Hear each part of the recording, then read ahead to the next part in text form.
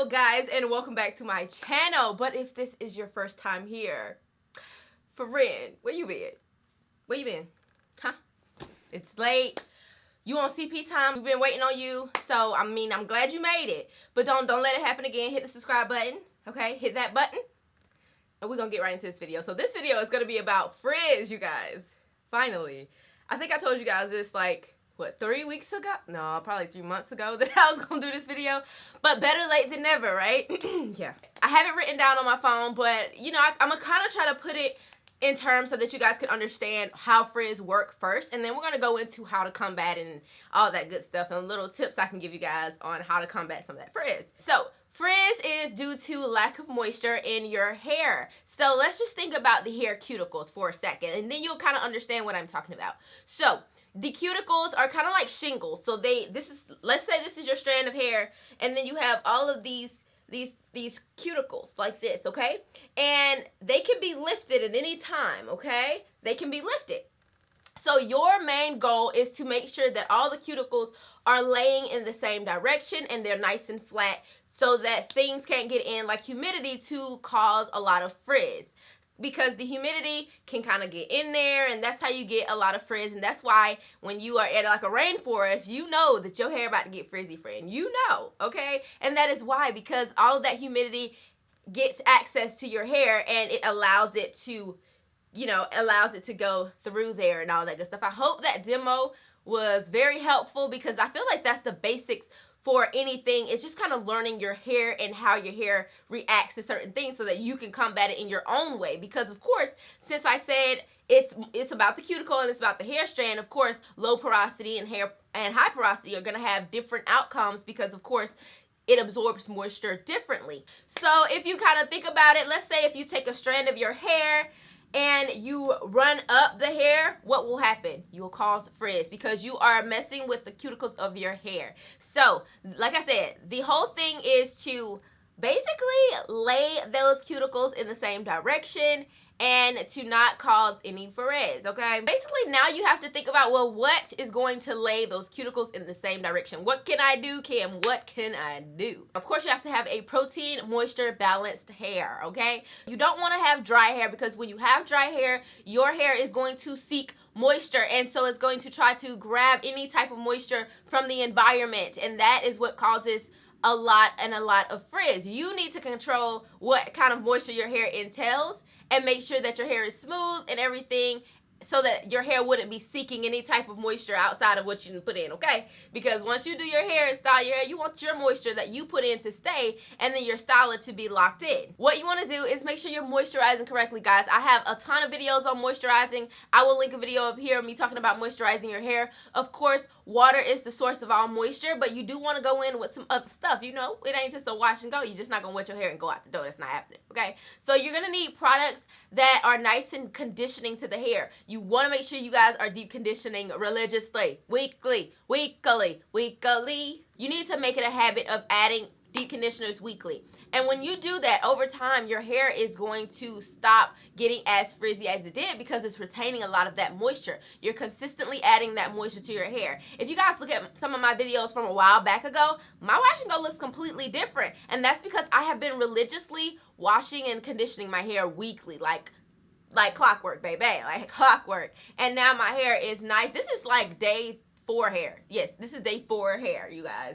And my hair looks amazing. And I rarely can keep wash and goes for 4 days back then. That's because when I first started, my hair wasn't really moisturized that well. And a lot of that was because I didn't know. I just did not know how to properly moisturize my hair. But over time, as I've continued to wash and deep condition weekly, I could definitely see a difference in the fact that my hair is really not that prone to frizz. It has minimized the frizz that I have tremendously by just deep conditioning weekly and staying on task with that.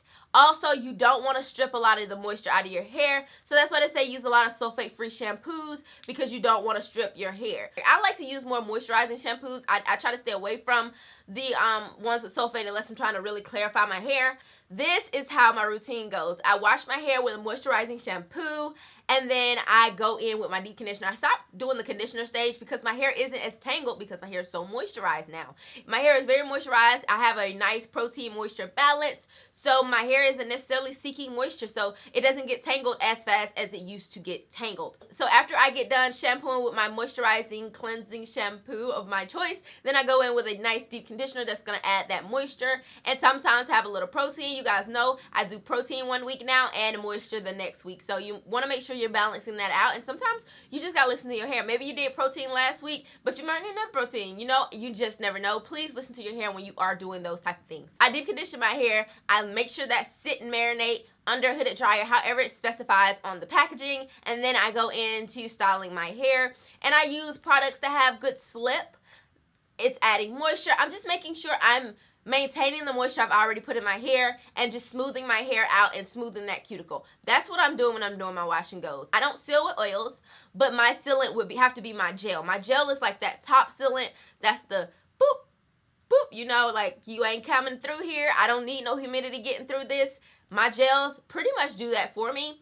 And you want to find gels that may have like glycerin. Like, find a few products that have glycerin because that's definitely going to help with a lot of the frizz that you have as well. So if you are one of those naturals that don't use glycerin but you're wondering why your hair is a lot frizzier, well, that might be it, sis. I'm just saying, friend. I'm just saying. You guys know I sit under a hooded dryer.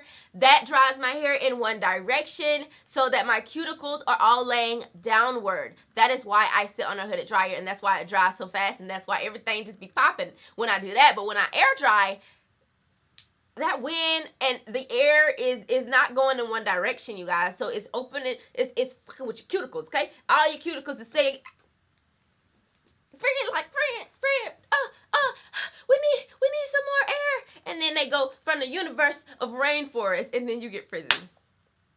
I hope y'all got that. And hooded dryers are honestly, I feel like nowadays it's kind of essential for a nice wash and go. It's like, honestly, it's my essential. It's my essential. I cannot do a wash and go without a hooded dryer. I'm just not gonna do it. Sis, I'm not gonna do it anymore. I tried that on vacation one time. It really pissed me off. If you've been following me for a long time and when I told you to switch to hooded dryers, you did, can you let everybody in the comment section know that, like, I ain't lying when I say it's really a game changer? Can we do that? Air drying is cute. It's real cute, okay? But a hooded dryer will definitely lay everything in the same direction and cause a lot less frizz for you. Of course, wrapping your hair at night, putting your bunny on. Putting that bunny on. Yes, ma'am. Yes, ma'am. Satin pillowcasing it up. Silk scarfing it up. Yes, ma'am. Yes, ma'am. You thought I didn't see you last night without your hair wrap. I seen you. I wasn't really happy about it. But you want to be on this video trying to figure out how to combat frizz, but you gonna sleep on high. Better go somewhere. Do not start with me, friend. Put that bonnet on and that scarf at night. I ain't gonna say it no more. I ain't gonna say it no more. Okay, so this one, y'all, I would have to say is a big part. And this is a big reason why you may be like, the top of my hair won't do this. It be frizzy up here, but not back here. You want to know why, sis? You need to turn the damn water down, okay? It's too hot. I know. I love it too. I cranked that thing all the way.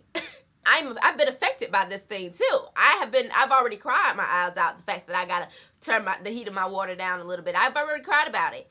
But now I have to deliver this information to you. You do know that water is so hot that you're burning your hair? Did you know that? Turn the water temperature down, you guys. Or if you don't want to turn it down like me, because I'm not. Sorry, not. What I do, instead of washing my hair with my hair going back, I make sure my hair is pretty much like this. I try not to sit like under the shower like this a lot of the time because that just creates a lot of frizz in the top part. So I just try to make sure, but I do try to turn my water down a little bit. If you just want to be 100% sure that you're not creating a lot of frizz, don't turn the temp all the way up, friends. Just turn it down just a little bit, okay? A little bit. Okay. So yeah, I mean there's tons and tons and tons and tons and tons of ways to combat frizz, but I honestly think this is just like the basics of it. I want you guys to kind of get familiar with what I'm talking about first. I didn't want to overwhelm you guys with a lot of like, use this, use that, do this, do that, but the boop, it's a cat, it's a that.